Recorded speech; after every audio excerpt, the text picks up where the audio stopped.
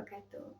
Saya Cici Nurdina, mahasiswa IAIN Pontianak, Prodi PIAUD semester 5 dengan NIM 1231119. Saya akan menjelaskan 3 pertanyaan yang diberikan oleh Ibu Dr. Misdah SAG MPD, yang mana pertanyaannya sangat luar biasa dan sangat memberikan wawasan baru bagi saya dan penonton nantinya yang akan menyimak video ini. Oke, ini tugas untuk memenuhi ujian akhir semester, yang mana mata kuliah manajemen kelas dan pengelolaan pembelajaran yang diampu oleh Ibu Dr. Misdah SAG MPD. Oke, langsung saja kita ke pertanyaan yang pertama. Oke, pertanyaan yang pertama itu, jelaskan oleh saudara perbedaan antara model, pendekatan, metode, dan teknik pembelajaran, serta berikan contohnya. Nah, sebelum kita membahas penjelasan dan perbedaan dari soal tadi, kita bayangkan aja proses belajar mengajar itu seperti membangun rumah, yang mana modelnya adalah desain arsitekturnya, pendekatannya adalah filosofi bangunannya, metodenya adalah cara mengerjakannya, dan tekniknya adalah alat spesifik yang dipakai. Nah, keempatnya saling berkaitan, tapi punya tingkatan perbedaan untuk memastikan anak PAUD belajar dengan senang, aktif, dan sesuai usia Golden Age atau periode emas perkembangan anak. Oke, sebelum kita masuk ke pembahasan perbedaannya, kita harus mengetahui penjelasannya terlebih dahulu, baik itu dari metode, pendekatan, model maupun tekniknya. Oke, yang pertama itu kita ke model dulu. Nah, model pembelajaran adalah kerangka konseptual terbesar yang menggambarkan bagaimana proses belajar secara keseluruhan terjadi. Nah, termasuk tujuan akhir dan alur utamanya. Model seperti blueprint rumah yang menentukan apakah rumahnya itu modern atau tradisional. Di PAUD, model sering berbasis anak sentris karena anak usia dini belajar melalui pengalaman langsung. Nah, untuk contohnya, bisa kita pakai metode Project Basic Learning atau PBL. Nah, anak-anak kelas B, contohnya anak-anak kelas B. Nah, yang mana itu usia 5-6 tahun. Nah, kita bisa memberi proyek seperti membuat kebun mini di sekolah. Nah, waktunya itu selama 2 minggu. Mereka merencanakan, menanam benih, menyiram, dan mempresentasikan hasilnya, walaupun secara sederhana. Nah, untuk hasilnya, anak tidak hanya belajar tentang tanaman, tapi juga kerja sama dan tanggung jawab dan problem solvingnya. Misalnya bagaimana kalau tanaman layu. Oke, kita lanjut ke yang kedua, yaitu pendekatan. Nah, pendekatan pembelajaran ini adalah cara umum atau sudut pandang filosofis dalam melihat proses pembelajaran lebih luas dari metode, tapi lebih sempit dari model. Nah, seperti gaya arsitektur rumah, misalnya minimalis atau tropis. Nah, di PAUD, pendekatan harus menyenangkan karena anak belajar sambil bermain. Nah, contohnya itu pendekatan pakem atau pembelajaran aktif, kreatif, efektif, dan menyenangkan. Nah, dalam proyek kebun, misalnya itu dalam proyek kebun mini. Nah, yang mana tadi sesuai dengan model. Pendekatan ini diterapkan dengan membuat anak aktif menggali tanah, menggambar tanaman impiannya, menyelesaikan tempat, dan bernyanyi lagu tanaman. Nah, ini membuat anak tidak bosan seperti duduk diam hanya mendengarkan gurunya, tapi anak juga aktif dan ikut serta dalam kegiatan. Oke, kita lanjut yang ketiga, yaitu metode. Nah, Metode pembelajaran ini adalah prosedur atau langkah spesifik untuk mewujudkan pendekatan seperti proses masak yang lebih detail. Nah, lebih operasional daripada pendekatan. Di PAUD, metode harus sensorik, lebih melibatkan panca indera agar anak ingat lama. Nah, contohnya itu metode bermain peran atau role playing. Nah, masih di tema kebun tadi, yang mana sama dengan modal sama pendekatan, anak belajar berpura-pura jadi petani, atau kayak ada anak yang menjadi petani, ada anak yang menjadi penjual. Nah, guru sebagai fasilitas dengan kostum sederhana dari kardus. Nah, ini anak belajar berbagi peran, berbicara sopan, kayak terima kasih, dan memahami siklus hidup tanaman melalui cerita hidup sederhana tersebut. Oke, langsung saja kita lanjut ke teknik. Nah, teknik pembelajaran ini adalah cara praktis terkecilnya, seperti trik memotong bawang dengan resep. Nah, paling fleksibelnya dan bisa diganti sesuai situasi. Di PAUD, teknik harus singkat dan variatif agar anak tidak cepat jenuh atau bosan. Oke, contohnya itu seperti teknik snowball throwing, yang mana anak menulis pertanyaannya tentang tanaman di kertas bola. Misalnya itu tanaman itu butuh air, lalu lempar ke teman secara acak. Teman menjawab, lalu melempar lagi. Nah, ini untuk membangun diskusi ringan antara anak, yang mana melatih motorik halus dan membuat kertas ramai tapi teratur selama waktu yang dibutuhkan 10 menit.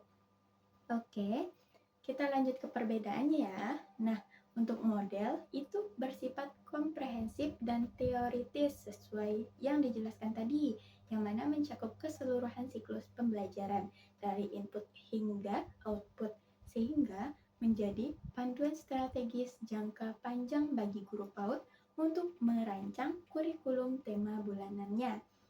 Sedangkan pendekatan itu lebih abstrak dan filosofis dibandingkan model karena hanya menetapkan prinsip umum tanpa detail prosedur sehingga fleksibel diterapkan di berbagai model. Nah, untuk metode ini bersifat prosedural dan sistematis yang membedakannya dari pendekatan karena memberikan urutan langkah-langkah konkret seperti demonstrasi atau diskusi ringan yang tadi contohnya yang langsung bisa di RPP-kan untuk satu sesi di kelas. Oke, lanjut ke teknik. Nah, teknik ini yang paling praktis dan mikro. Perbedaannya karena bersifat taktis serta mudah dimodifikasi, misalnya untuk anak berkebutuhan khusus. Nah, hanya mendukung satu bagian kecil dari metode tanpa mengubah struktur keseluruhannya. Jadi, kita sebagai guru PAUD dapat merancang pembelajaran bertingkat berdasarkan penjelasan dan perbedaan yang tadi saya jelaskan. Oke, mulai dari pemilihan model PBL-nya tadi untuk tema besar, lalu pendekatan pakem untuk suasananya, metode role playing untuk aktivitas intinya, dan teknik snowball untuk interaksi harian sehingga anak usia 4-6 tahun itu berkembang optimal secara kognitif, sosial, dan emosionalnya. Oke, lanjut ke pertanyaan yang kedua ya. Nah, pertanyaan yang kedua ini yaitu jelaskan 3 dari ke-6 prinsip pengelolaan pembelajaran dengan memberikan contoh pembelajaran pada anak usia dini. Nah, pengelolaan pembelajaran di PAUD seperti mengatur pesta ulang tahun anak, harus menyenangkan, sesuai usia, dan terstruktur agar semua senang. Nah, ke-6 prinsip ini dari Permendikbud nomor 137 tahun 2014, yang mana memastikan pembelajaran bukan hanya hafalan tapi pengalaman bagi anak. Nah, saya memilih 3 pertama yang paling dasar, yaitu belajar melalui bermain, berorientasi pada perkembangan anak, dan berorientasi pada kebutuhan anak. Oke, kita langsung saja ya ke prinsip yang pertama. Nah, prinsip yang pertama ini prinsip belajar melalui bermain. Nah, anak usia dini 0 sampai 6 tahun paling suka bermain. Jadi, pembelajaran harus menyamar sebagai permainan agar otak anak itu menyerap info tanpa paksaan. Nah, ini melatih semua aspek fisik, sosial, bahasa, seni, agama, dan kognitifnya. Oke, nah contohnya itu misalkan di TK kelas A usia 4 sampai 5 tahun. Nah, temanya itu hewan di kebun binatang.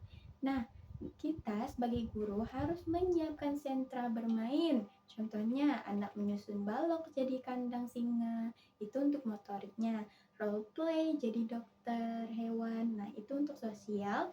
Dan bernyanyi lagu anak kambing saya sambil menggambar hewan, nah itu untuk perkembangan bahasa dan seninya. Hasilnya, anak hafal nama hewan, belajar empati, dan kelas rapi karena aturan bergiliran bermainan tersebut. Nah durasinya bisa 45 menit, lalu anak pulang dengan rasa gembira dan senang. Oke, lanjut ke prinsip yang kedua, yaitu prinsip berorientasi pada perkembangan anak. Nah, setiap anak mempunyai tahap usia unik. Nah, jadi pengelolaan harus disesuaikan dengan fisik, emosi, sosial, kognitif agar seimbang. Nah, dan hindari memaksa anak terlalu cepat. Oke. Contohnya itu untuk anak 5 sampai 6 tahun, kelas B. Nah, aktivitasnya bisa lari estafet dengan bola. Nah, anak berlari sambil oper bola ke taman, nah itu melatih motorik kasarnya. Lalu dilingkarkan diskusi, anak merasa senang. Nah, itu kita melatih emosi dan sosialnya. Dan anak pemalu itu harus didorong agar hasil perkembangannya merata. Oke, orang tua pun harus melihat laporan portofolio anak seperti foto, video, dan kemajuan anak setiap bulannya. Oke, lanjut ke prinsip yang ketiga, yaitu berorientasi pada kebutuhan anak. Nah, kelas PAUD beragam, normal kebutuhan khusus seperti autis ringan, jadi pengelolaan penuh kebutuhan individu agar semua ikut serta termasuk nutrisi dan psikis. Oke, contohnya itu anak dengan kesulitan bicara diberi kartu gambar warna saat tema berpakaian. Nah, guru membagi kelompok kecil normal diskusi verbal khusus pakai gestur atau alat bantu. Nah, semua makanan snack sehat kebutuhan fisik lalu istirahat 10 menit. Hasilnya anak khusus percaya diri, aku bisa tunjuk merah. Nah, orang tua pun puas dengan laporan yang kita laporkan. Nah, prinsip yang saya bahas tadi itu membuat kelas PAUD seperti taman bermain teratur, anak berkembang maksimal tanpa tekanan. Oke, kita lanjut ke pertanyaan yang ketiga. Pertanyaannya ialah, jelaskan oleh saudara urgensi pengelolaan pembelajaran jika dikaitkan dengan tujuan dan fungsi manajemen kelas. Oke, yang pertama itu kaitannya dengan tujuan, yang mana tujuan manajemen kelas itu mewujudkan lingkungan kondusif untuk anak aktif, kreatif, mandiri, berakhlak sesuai Permendikbud. Oke, urgensi tanpa tujuan yang jelas, maka kelas akan jadi babysitting, bukan pendidikan. Contohnya, tujuan hariannya itu anak bisa berbagi mainan. Nah, tanpa tujuan pengelolaan yang baik, anak akan berebut dan itu akan menjadi konflik di kelas. Dengan tujuan yang baik itu, guru dapat merencanakan circle time. Oke. Untuk yang Yang kedua, kaitannya dengan fungsi, yang mana fungsi manajemen kelas itu ada 5. Yang pertama itu ada perencanaan, yang mana itu mengatur jadwal dan RPP. Yang kedua itu pengorganisasian, yang mana itu tata ruang sentra. Yang ketiga itu pengarahan atau memberikan motivasi. Yang keempat, pengendalian atur perilaku. Yang kelima, evaluasi cek hasil. Yang mana urgensi fungsinya rusak itu dan tujuan pembelajaran pun akan gagal. Oke. Contohnya itu misalkan perencanaan, guru membuat RPP 1 minggu, yang mana Senin anak bernyanyi, Selasa membuat payung dari kardus. Pengorganisasiannya bagi sentra, basah itu aman di luar terpal. Pengarahannya, guru harus demo, seperti ayo kerjakan bareng. Pengendaliannya, misalkan beri waktu 15 menit per kelompok. Dan evaluasinya, kita bertanya kepada anak, apa sih fungsi payung? Dan hasilnya, anak paham konsep, kelas pun menjadi tenang, orang tua harus terlibat via WA group. Nah, dampak urgensi pengelolaan pembelajaran tersebut, jika tujuan dan fungsi pengelolaannya buruk, maka anak akan menjadi hiperaktif, tidak terkendali. Bullying muncul, orang tua komplain, guru pun burnout. Sebaliknya, jika fungsi dan tujuannya baik, maka anak siap memasuki jenjang SD dan orang tua pun menjadi senang dan loyal. Oke, cukup sekian penjelasan yang saya sampaikan. Mohon maaf jika masih banyak kekurangan. Semoga teman-teman yang menyimak video saya mendapat wawasan baru. Oke, saya akhiri. Assalamualaikum warahmatullahi wabarakatuh. Sampai jumpa lagi ya. Bye-bye.